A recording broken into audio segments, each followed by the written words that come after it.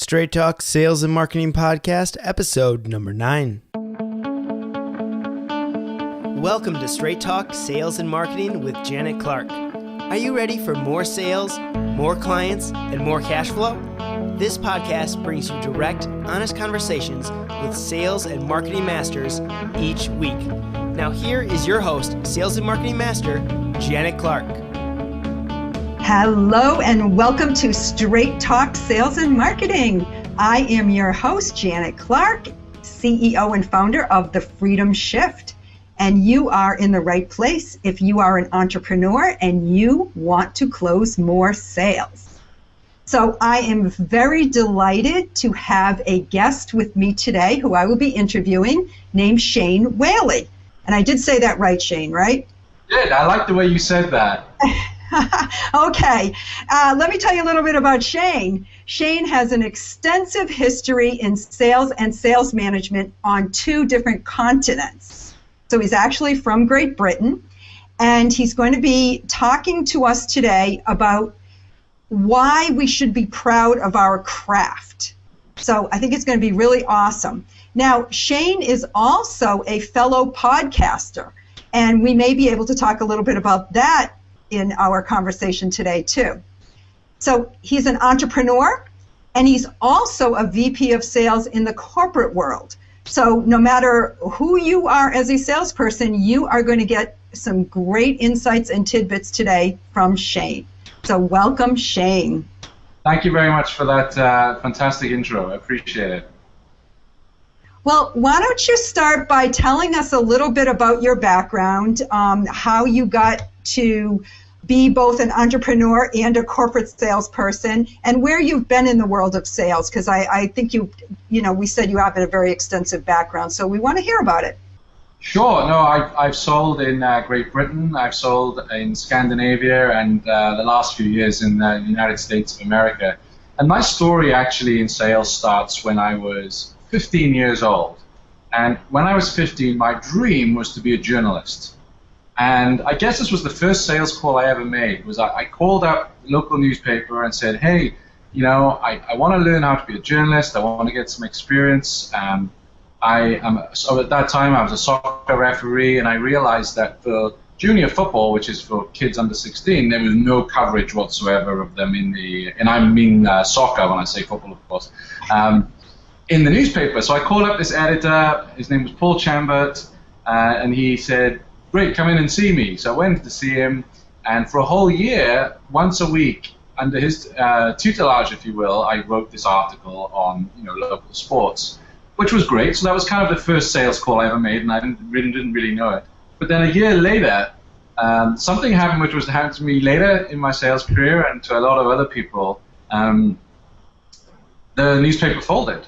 So suddenly I got this official letter from the newspaper saying, we're sorry, we folded, da-da-da-da. So I went like, wow, I've just got used to earning money that didn't involve manual labor, as my friends had to do.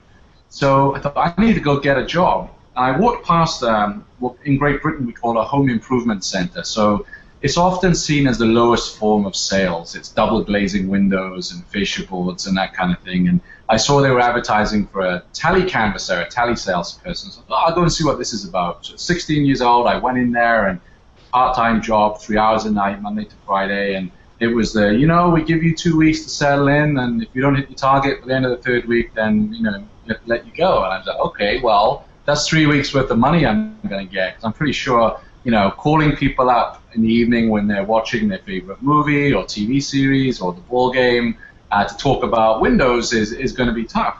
And what happened was at 16... You started out with the hardest sales job possible. I know maybe it's harder to sell vacuum cleaners door to door. I don't know. Yeah, it may be. I actually did sell encyclopedias door to door later on, but on military homes, on military bases. So that's a tough gig as well.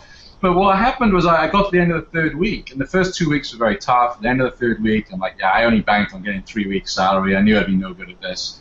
And suddenly things clicked. And then I went on to have that part-time job right up until I went to university. In fact, I carried on doing that when I was at university, so pestering people in the evening by telephone.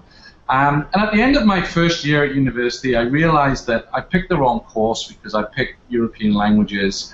And what I mean by that, Janet, is I recognized that 4 years down the road, I'd be in a ton of debt. And yes, I'd be fluent in French and Spanish, but I wouldn't have a trade. I wouldn't have a craft. It's not like I was studying law or medicine. So much to my parents' annoyance, I left university and went to work in sales full time. And it took a long, that was probably a good, I want to say 10 years, and almost like the wilderness years of working very different sales jobs. So I've sold forklift trucks, I've sold photocopying machines, the encyclopedias door to door, that kind of thing, where I would get a job, it would work well for a year, and then you'd either get bored of it, or they'd rip you off in your commission, or whatever it may be, and you'd go off and find the next one. And this is what's something very appealing to me about sales, Janet, that people often forget is, if you're familiar with Thomas Hardy in classic literature, in Jude the Obscure, he writes about a stonemason. So this is back in the 1800s,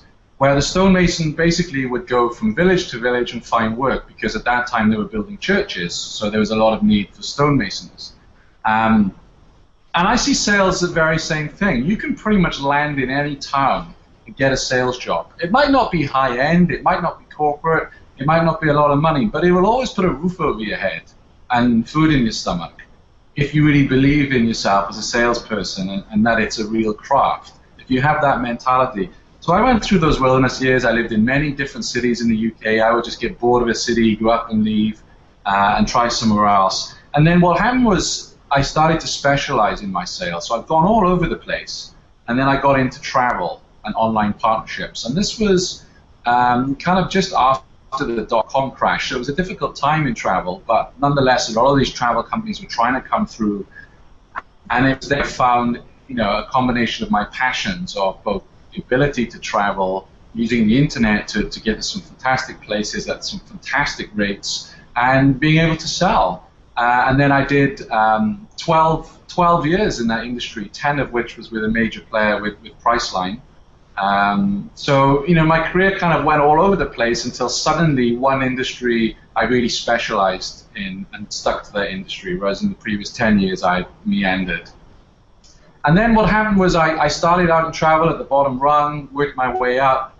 We were acquired by Priceline for 2003 for £90 million, which about 120 million US, which back then was a ton of money. Sad to say, I didn't have shares, but the interesting thing about that story was, and this is something that you never know when you're in sales, where one call is going to lead. Obviously, we're all thinking about bonus, about commission, of meeting that quota. But I was the person to make the sales call to Priceline initially. Wow. Tried to get signed up as a partner. And then 6 months of hounding this guy, they invited us to fly over to Connecticut. We did the meeting. And I had no idea about the corporate world at the time. And I was with a director. And, a couple of months later, they turned around and bought the company. Now, my biggest regret was I didn't negotiate a 1% of the sale value with the CEO at the time, because, I would have been a... well, how would you have ever known, right? Absolutely. They should have been nice and just given you a little token.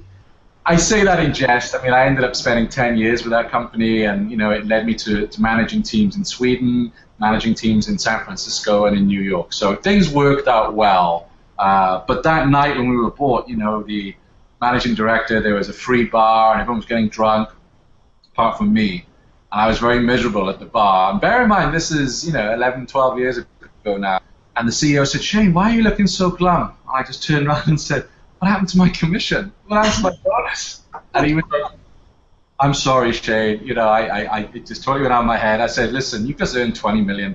You've got every right to forget about little old Shane who made the first sales call." So the point there, of course, I'm saying this jokingly, is that you do never know where that one cold call, where it can lead to. And that company, we all know about, you've only got to check Priceline's stock price. I think it's something like $1,300 a share now, how well that company has really grown in the last 10 years, and how many jobs have come through that. And I'm not sitting here saying that's all down to me. I made the introduction. There's a lot of fine people who developed that company.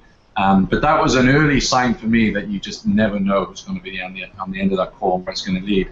And as I alluded to, after 5 years working for them in England, an opportunity opened up in Scandinavia. Would I go over and open the market in the Nordic countries? And I went and did that as a sales manager, but having not really had any management training. did that for 3 years, and then I got the call to go to San Francisco, which it always been a childhood dream of mine to live and work in your great country. So to have the opportunity to come and work here and have a green card and enjoy living in the U.S. was huge. And the point I want to make, particularly to any of your audience who maybe are struggling early on in their sales career, that the early days are a struggle. But if you stick with it, if you enjoy it, and if you have a passion in what you're doing, sales can just lead in so many different directions. Everybody needs a good salesperson. When I first started in sales, which was many moons ago, and I was sort of a kid myself, but my first job, and I was actually working for AT&T, which was one of the subsidiaries at the time, and we had a lot of formal sales training, and I was scared to death. I mean, it was like taking an oral dissertation or something, and I really remember that I was making it such a science. And one day I got on a sales call, and my supervisor was there observing. And something clicked in my head, like, I am going to just pass out from nervousness, or I'm going to have fun with this. And so I just decided to just make it fun. And I got the biggest sale that I had ever gotten, and I was doing it all like just using all the words that they had told me to use that I thought would sound so like not like me, and people wouldn't want to answer the questions, and what right did I have to dig, into what they think, and the people were loving it. They were talking to me, and we were having this great conversation. So, it's like you say, when you start to not take it so seriously and actually love what you're doing and get some passion around it, everything changes. It does change, and also having passion and belief in your product or service, because if you don't, then you're not going to be a success. If you didn't believe in those AT&T services, that they were doing good, or they were saving money, or eradicating some pain somewhere, then that might not have worked for you. Yeah, I agree with that. And, we've been talking on this podcast recently about the challenge of selling yourself as an entrepreneur, and how it's a little bit even different than selling somebody else's product or service, when you're selling yourself. So, again, we go through these evolutions of understanding that it's really not about us. And yes, you do have to love what you're selling, but it's much more about serving the people that you're working with. And I know you're going to talk about that, and I love that part of sales and that focus. I absolutely agree with you. I remember there was one sales job I had in my wilderness years, and it was selling, cheaper utilities, and it was one of these, like battery farm places, in these small cubicles. And I spoke to this guy, and he was 98 years old, and he was telling me he was 98 years old and a veteran, and I knew that, okay, I'm not going to sell to this guy. He doesn't need this. And I didn't. And they called me in because they was unfortunate. They were listening into one of my calls, and they were like, well, why didn't you close him? I went, the guy's 98. I'm not going to try and sell over the phone to some poor 98-year-old. And I got fired for that. But I walked out of there with my pride intact. Wow. Because who wants to do that? Who wants to force some product on a 98-year-old that probably doesn't need? Yeah, because it really is so much more about getting to the needs. Absolutely. If that was a family that, our bills are really high, we may have to cut cable because, well, actually, if you take our services, you can keep cable and your utilities are lower, or whatever it may be. And, it's funny you mentioned the AT&T training, because, having formal training, because going back to the Home Improvement Center, it was basically the three-part training, which is, there's your business, there's your leads, there's the door. And, very, very little formal training. And, of course, I had that later on, and the big shock for me, always having done kind of cold call, commission-only selling in my early years, was like, wow, there's an art to this. There's an actual science. There's a craft. And the biggest revelation for me was actually, this was probably, I want to say 2004, 2005. I picked up a book by Brian Tracy called Advanced Selling Strategy. And I was so thrilled to meet him a couple of years ago and get him to sign that book, because that changed my whole perspective of sales, because I've gone on some of these training events, and I used to sit there and say, well, this person giving the training, I'd often ask, so when did you cold call last? And I was, probably being too much of a rebel, but a lot of these trainers, when they were selling glass, the internet wasn't as popular as it was. And, I find it hard sometimes to respect people who aren't still in the field. But I got Brian's book, and I was like, wow, there are actual books written on selling? Because until that point, I believed that selling or being being a salesperson was the bottom rung of the ladder. And you'd be at a party, and somebody would say, oh, so what do you do for a living? I'm sorry? I'm a salesperson. You kind of wouldn't go, I'm a sales professional. What do you do? And that book changed my mentality. Because Brian Tracy, amongst others, does teach that, you should be proud and have passion, and that what we're doing is a craft. And something else I learned was there is a certain profession which they say is the oldest profession in the world. But it's not, because what becomes before that act is some kind of sales. So actually selling, I feel, is the oldest profession in the world. Yeah.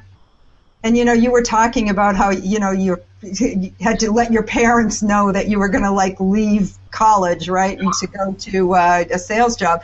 And I have 4 sons that are nice, finally all grown up and kids of their own, which is great. But when my kids were growing up, I used to say to them, look, if you don't want to go to college, go into sales if you want to make money.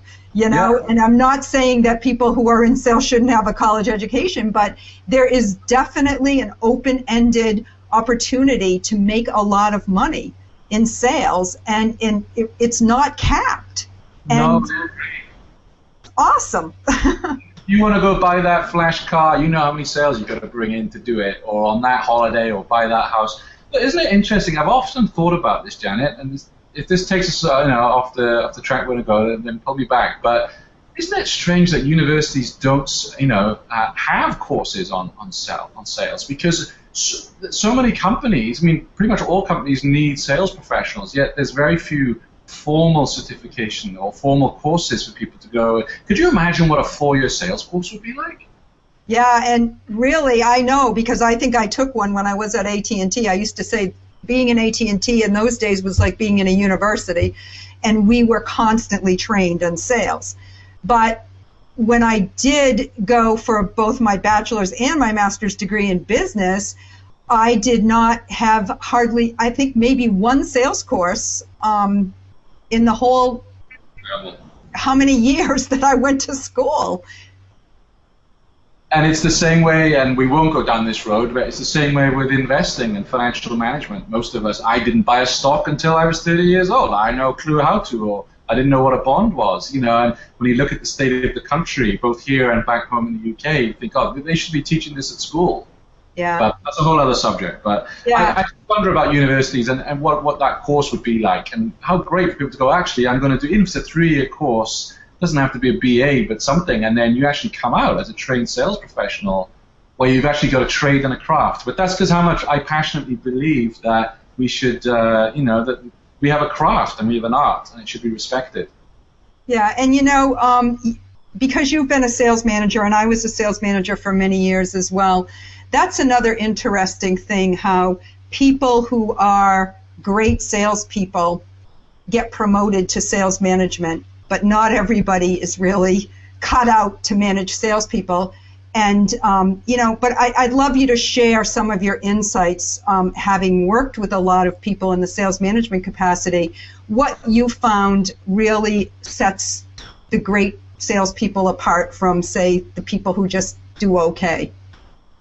You make a really good point there, and although there's no studies on this, I actually think probably 90% of sales representatives wouldn't make poor sales managers. And I know we've probably both worked under some where, it hasn't worked out. And in fact, when I look at my own sales management career, my first 18 months was extremely tough. I'd moved to a foreign country. They had just fired a very popular sales manager who was a local, who was Swedish. There was, although they all speak beautiful English, but, there was a language component to that. And I probably made every mistake in that first 18 months. And where I was lucky was 6 months in, I got a really good mentor who also was one of those rare people who was a great salesperson and became a great sales manager. And she was able to take me to one side, and I started learning some lessons. And I think the main ones, in terms of managing people itself, is, empathy is so important. And being able to listen. And, your salespeople are in the trenches. They're the one that's speaking to, the CFO of a company you're pitching to, or a director of hotels. they're the ones that are, it's all right for us to read the Wall Street Journal and everything else and all these wonderful websites that are out there, but it's not until you're actually in the field. And I feel that sales managers don't necessarily ask their salespeople, what really is going on and listening. But in terms of sales professionals who are fantastic and those who muddle along, it does come down to belief. The salespeople that have been successful under me all believe in their own skill set. They believe in the product and service. And here's the next thing. They all believe in training themselves. They do not rely on the company to pay for their training. And I can almost guarantee that the salespeople who come up and say, hey, can you send me on a training course? The majority of them are just after a jolly, after a trip somewhere or some days out of the office. The ones you really want to nurture are the ones you see reading a Dale Carnegie book or listening to your podcast, whatever it may be. It's those salespeople that are like, okay, I've had my basic, how can I invest in myself to go further? And that for me, those people you really want to nurture. Yeah. And that's so true. And I was even talking to my team of people that I have in my company now, the Freedom Shift, and we're a new team, and I just hired a bunch of people. And, I was talking to them today, and I was saying the beautiful thing about being a part of an organization that's growing, and the only way we're going to grow is obviously with sales, and not everybody is considered a salesperson, but everybody has a stake in, if we don't sell, we don't have clients. So. And we talked about this whole thing of not expecting somebody else to pay you to learn what you need to learn to do your job effectively. Absolutely. And I really believe that if people are doing something they love, they feel that it's fulfilling some purpose that they have within them, they're passionate about what they're doing, they can't get enough training and information, and it doesn't have to be, well, you have to pay me for 5 hours so I can go, learn this. And, with the internet now, it wasn't around when we were coming through the sales ranks. We did have to go to a library and find, an old dust-covered yellow book on sales and find one if we were lucky. But now with the internet, there's so many great resources in terms of blogs. Podcasts are fantastic. And, Zig Ziglar used to talk about, Windscreen University, Windwipe University, in fact, where you can listen to a tape in the car or have your iPod on and listen to an interview with someone who's been successful in sales as you're driving to work or as you're commuting. There is so much resource available to salespeople now. And it was funny. A couple of weeks ago, I was interviewing for some sales guys, and what really surprised me was how many of them hadn't done basic research on the company, on us. And back in the day, I could kind of understand that. You'd have to go to a library and dig stuff out, and maybe there wasn't any company information because it was a startup. These days, you click on a website and go to the About page, and that gives you pretty much everything that you'll need for the interview. To at least show that company that you've taken time out to do some research on the company, because if they can't even do that on an interview, what are they going to be like with a prospect?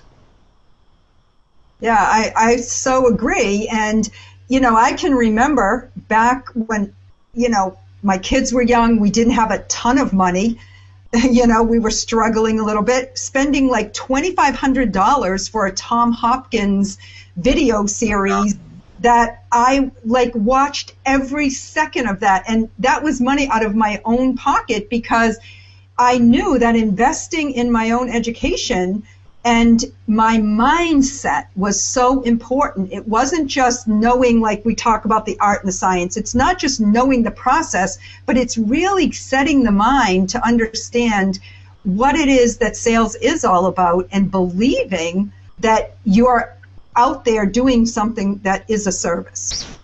I completely agree with you. And I used to be very cynical. So when I was coming through the ranks, I'd listen to, say, Anthony Robbins say, yeah, you know what, guys, you've got to buy more books, you've got to go to more seminars. And I'm like, yeah, he just wants to make extra money for himself and his mates to, off the back of me. That's what it's all about. But, of course, now I realize that, no, they're absolutely right. The more you read, the more ideas you have.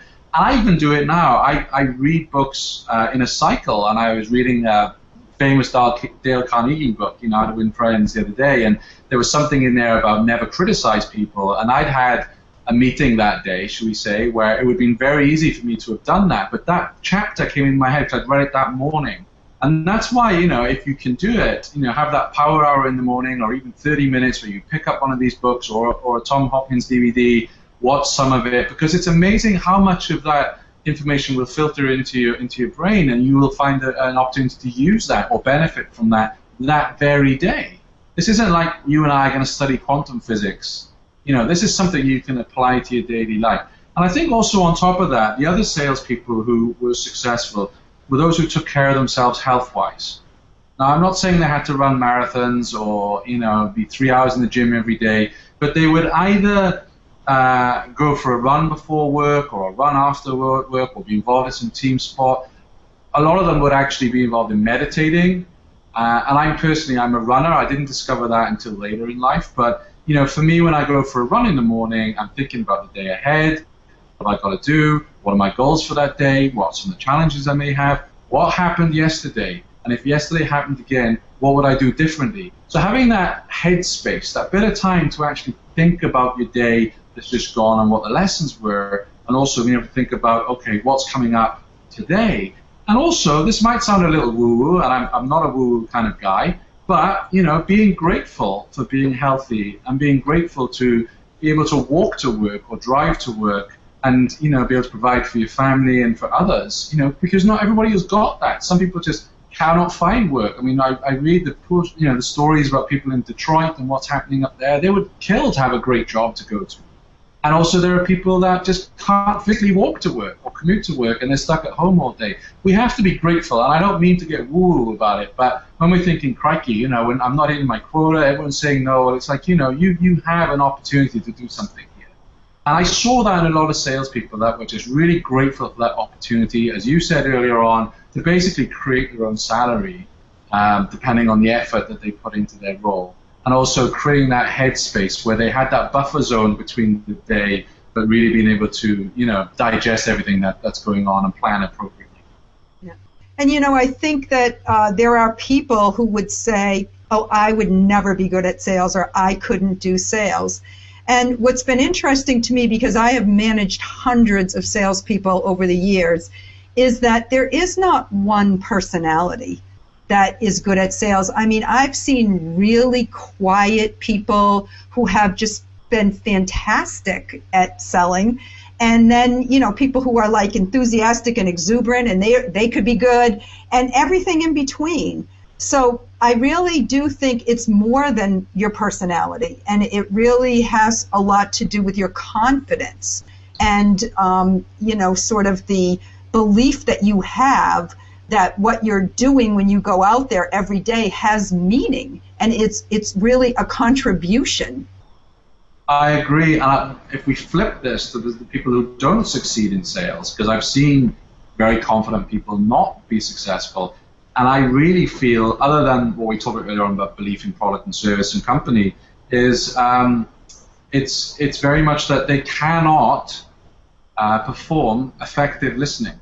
They will go into a sales meeting gung-ho and go 100 miles an hour at a prospect before they've even found out what that prospect's business is or what their company is. And I have a story which cost the salesman a lot of money. A few years ago, I went to buy a car in San Francisco, and it was my first car because being a European, we don't need to drive so much as these guys do. And so I put it down between the two different companies, and I went back for the last test drive. And the guy who was not a good salesman just turned around and said, all right, so what am I up against? And I said, well, you're up against a such and such. I said, I've narrowed it down to these two. He said, yeah, there's such and such a car. He said, it's a great car, but that's the kind of car you want to drive in your slippers, if you're in your front room and it's comfortable. This is sporty, this is aggressive, this is the one that I think will suit you. And I turned around and said, thank you very much. We can, I decided which car to go for. And he said, great, so we're going to do business. I said, no, I'm going to go and get the other one, because you know what? I want a comfortable ride. I don't want a sporty, aggressive ride. I want something that will get me from A to B, and I'll enjoy driving it. So thank you for that recommendation. Because not once in 2 test drives did that guy actually say, so Shane, what do you want in a car? Basic mistake. That cost him a ton in commission. Well, I think a lot of people make that mistake. So because people are selling features, they're not selling benefits, right? So whatever it is you're selling, the features, and how you relate to those features. But that doesn't mean that the person standing in front of you is looking at it from that perspective at all. And they could be looking at the same exact features and seeing totally different benefits out of them if they are even interested in those features. So it is about questioning. It is about questioning, and it's about asking the right questions and then effective listening. And one of the best tips, particularly for any young sales professionals listening to your show, and this comes from Brian Tracy, and this one question has saved me on so many occasions, it even works in your personal life, is a simple question which says, how do you mean? So someone says to you, Janet, you know what, it's too expensive. How do you mean? Well, the other guy's at half this price. Okay, and what are you getting with that? Or even at home, husband's like, I don't want to go out. Well, how do you mean? Oh, it's raining. You just drill down much quicker into their reasoning. And it's a very simple question, but it is won me a lot of business because people then open up. When you ask that simple question, how do you mean? And then you listen. You don't just, rattle off your sales pitch or you're overcoming objections. You listen and you ask a few more questions and you really, dig deep down into what the real issue is here with this person. And then that, is the best bit of advice that I give a salesperson is that effective listening and the correct questioning. And you, like you said, you can be shy and do that. You can be overconfident, as long as you listen to people. Otherwise, you're not going to be a successful salesperson, in my humble opinion. Well, yeah, it doesn't work to be argumentative or confrontational. And I think part of this, when people don't have a good self-esteem about what they're doing, which goes right back to you saying be proud of your craft, then they take that objection as personal. Like, oh, you just, went against my opinion of something, or you disagreed with me, when it has nothing to do with that. And I talk a lot and have on this as well in the podcast talked about how it's a battle they're having within themselves, if there's any battle at all. It has nothing to do with you. You're just the person who's there to mediate whatever's going on within them. Yeah, I would agree with that. I'd agree with that. Yeah. So, we could have a whole podcast just on objections. Oh, absolutely. But it all does come down to the listening and questioning, and that's the biggest mistake that sales professionals make. They don't ask the right questions, or they just do not listen, and you just miss so many clues when that happens. Yeah. And, and I always say if you really want to learn about sales, just listen to like a 3-year-old, because, or, a 3, 4, or 5-year-old, because they haven't figured out yet that it's like that they should even ever stop overcoming objections, right? They just keep going and going and going, and mostly they win. Yeah, they do. They do. The other place, I'm sure you have them in the US, but they're a bit trendy, I guess. Back in Europe, on one occasion, I took my Swedish team to a market, where they were selling fruits and vegetables, because those guys are fantastic salespeople. They'll come in, they'll hand you had no intention of eating any cherries when you went there, but they'll put a few in your hand, you try them, oh, these are really good, well, look, I'll give you this for that, and they get a bit of rapport going. One guy saw, I think I was wearing a soccer shirt at my team, and he knew the team, and these guys are fantastic salespeople. And I took my guys down there and said, you just look and learn how they get people who just walk past their stall to buy it off them. Despite the fact there's like 20 different stores selling cherries, and ask yourself why you bought from that particular market trader over the others. And that came down to rapport and how they made the person feel. And those people are definitely, that's their livelihood, Yeah. They have to make a living, and they're having fun doing it. But they also, like you just said, they could get angry with you and start shouting at you and frustrated because they haven't sold anything all morning and they need to pay the rent. But they also know, chances are, next week you're going to be walking by again. And if you're rude to that person, then you can forget that customer forever.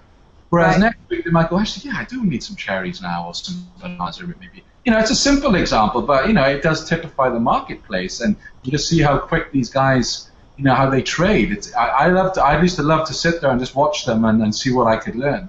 And they've never been on formal training courses, Janet, that I know of. So, before we wrap up, tell us a little bit about the internet and how that's changed sort of the way that you approach selling, and, talk about it. I know your podcast isn't really anything to do with your entrepreneur job or your sales job for corporate, but, I think it's kind of interesting how sales and marketing have come together on the internet to be sort of, I don't know, they're not separate anymore as much as they used to be. I think, to be honest with you, a lot of it is far more measurable. Your marketing efforts now are measurable, more so than ever before. Whereas in the past, you would send out flyers or brochures. You didn't know if the person got it. You didn't know if they opened it. So you're making a call, not knowing any of that. Whereas, with email lists, so the email list of my podcast, we send a few emails out a week because we have some coaching course in that. And I can see how many people have opened it, how many have clicked it. And if I can see that not many people clicked it, it's like, okay, what happened in that message? Was I too salesy? Was I not salesy enough? I mean, this is remarkable intelligence for us to have, to a point where it's telling you if they've opened, clicked anything in it. To a point where you can, even if you have 3 links to different things in your email, you can send a separate email to people who clicked all the different links. I mean, this is incredible, and it's cheap. I mean, my autoresponder is not a lot of money every month. That kind of intelligence back, crazy. Yeah, because I can remember when we just were going from index cards to write Salesforce or working off of spreadsheets to actually going into something that was automated, and that we could actually have some sort of numbers around, well, if I make this many sales calls, then I'm going to get this many appointments, then I'm going to close this many sales. And now it's like, just like you said, everything is measurable and everything is sort of intertwined, where what we do for lead generation isn't cold calling anymore. I'm not even sure if there is any such thing as cold calling anymore. Well, I mean, there is. If you have a new product and you want to get somebody on the phone, definitely. Then, if you the problem with email is we all get a ton of email in our inbox. What's the chances of it being open? So I'm a bit old school in that I say to my guys, look, phone call and face to face. Don't rely on email. Only go to email. This is in my corporate job. Only go to email if you really can't get anywhere. Because I still believe that, like we talked earlier on, is that personality. People buy from people they like. And it's very hard to get that across in an email message unless you know the person and you've met at an event. So for me, even though we have all these wonderful tools with the internet that we're using them right now to communicate, it's still phone and face-to-face meetings, I think. Yeah. Yeah, I mean, for working with individuals, and my client base is all over the world, there's a high probability that I'm probably not going to be flying across the country or going to India or Scotland to meet with a client. However, I am very comfortable sitting here having a Google Hangout with them and feeling like we're actually having a face-to-face meeting and getting to know people on a much more sort of personal level. We can make some eye contact. I mean, it's totally amazing. It is amazing, but you know what? There's also a drawback, I feel, Janet, that particularly for entrepreneurs who want to, either they've got a side hustle or they want this to be their main business, there is so much information out there. There are so many different products. There's so many mastermind groups. And, what I often, and I've been at fault this when I was learning internet marketing myself, I'd buy one course and it'd be like, oh, this other one is out and it does such and such. Well, I'm going to get that. At the end of it, you hadn't even read half the materials because you're just completely overwhelmed with all the courses that are out there. And I think a lot of people go for that shiny new object all the time because some of these sales letters, I mean, these guys are devastatingly effective. I mean, they get you to get your credit card out your pocket, tap some numbers into a website that you didn't even know about that morning. I mean, there's some fantastic copywriters out there. But I think that is the danger. You can get bogged down, and I know our mutual friend John Lee Dumas does it about the focus on one course until successful, and that is so true because you can be you take social media for instance.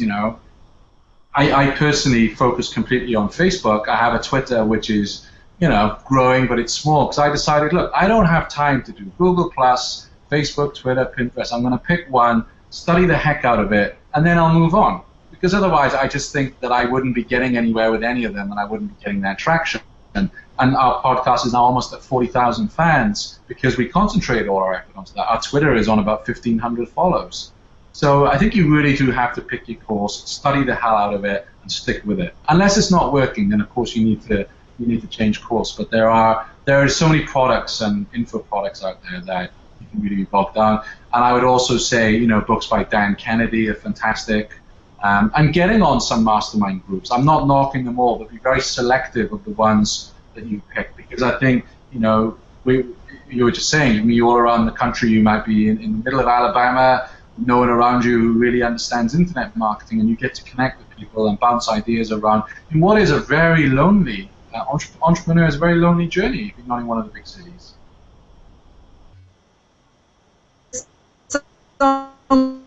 One of the things I really do try to help clients with in my business is kind of like, we're going to pick a strategy and we're actually going to stick with that strategy, and that's kind of part of actually managing your life and your business so that you actually can succeed, because if you're going in 100 directions, the chances are you're going nowhere. So I totally love that idea that you're saying that, pick the thing. The podcast has been fun, so I kind of like to just chat about it a minute before we end. You've got your podcast, you've been doing it quite a while, and you've had some great success with it. So I'd like to, kind of know how you use that as a tool. Because it's great that we do it, but it's also a great tool. It is a great tool, and, I see it. There's three things. People either want to make money out of a podcast, or they want to change the world, or they want to entertain. And for me, it was point two with my podcast, Juicing Radio. I lost 80 pounds through juicing fruits and vegetables, through starting to run. I ended up running 4 half marathons, and running is a very important part of my life now. And I wanted to share that with other people, because the same thing I just said about the entrepreneur in Alabama. You could be a farmer's wife in Nebraska, want to change your health for good, but everyone around you is eating poorly, and it's very difficult in that environment. So we set the podcast up to go and interview success stories, so we could look at their strategies, what were some of their failures, what their learning points, but other people who've used juicing fruits and vegetables as a way to change their health. So for me, it wasn't a tool. I mean, we do have some coaching courses, and listen, I would love it if it paid enough for me to do this full time, because the benefits I have had, I'll be honest with you now, Janet, as good as a sales professional as I believe I am, things really changed for me when I improved my health. So when I started dropping the weight, I was 60 pounds down when I got the promotion to San Francisco. And it wasn't just on looks. This was like my mental focus was much stronger. I had that clarity. I had a lot more energy. Obviously, my skin was a lot better. And I genuinely believe that my success with the Priceline Group was because of the changes I made to my health. Previous to that, I probably drank on too many occasions during the week. I ate bad. I didn't get enough sleep. So it was making those changes that really helped. So the podcast for me and my co-host is really about trying to inspire other people, even if they just drink one juice a day, or they eat a salad a day, or just look at labels when they're out shopping, and maybe if they can take a walk every morning. So that for us has been the goal of our podcast. Another point that's interesting, you raised this earlier on about value. I mean, we were approached by somebody within the juicing world. They offered us quite a bit of money to come and sponsor the show, and we actually turned them down. And we turned them down because at that time I said, we don't have enough listeners for this kind of money. I said, let us get to 15,000 listeners a week, and let's talk again, because I want you guys to get a return. Now, I could have taken their money and put it into the business and everything else, but what would have happened 3 months later, Janet? They would have walked away and said, yeah, we didn't really get value out of it. Whereas, it might take 6 months, a year, it might take 6 weeks. When we are at that level, we can go back to them. And I genuinely feel the fact that we turned them down because we didn't have enough listeners, therefore enough value for them, I think will get us that deal again. But it was the short-term loss. I had to say, I don't think this is right for you right now, and I don't want to take your money. Yeah. Well, you said a lot of things that were great, but one of the things that I pick up on was, how you're doing a podcast to inspire. And I think a great message that we're leaving our audience with today is that it's all sales. And what is sales? It's inspiring people to do something good for them, right? So if you're selling something that's going to give them value, that's going to make them happy, make their life better, do something that's going to be a plus for them, you need to help them to inspire them to do it, right? So it's exactly what you're doing. You're just selling people on good health. I think that's probably one of the best things to sell. We try. Yeah, it's awesome. So, well, this has been really a lot of fun today, Shane. Thank you so much for joining us. And I'd love to have you on again, because I know that we have so many other topics right around, our Straight Talk Sales and Marketing that we would be able to delve into. So we will do that. And for all of our listeners who ears picked up when they heard that Shane has a podcast about losing weight, because we know that a lot of people would love to do that. Tell us again what the name of your podcast is.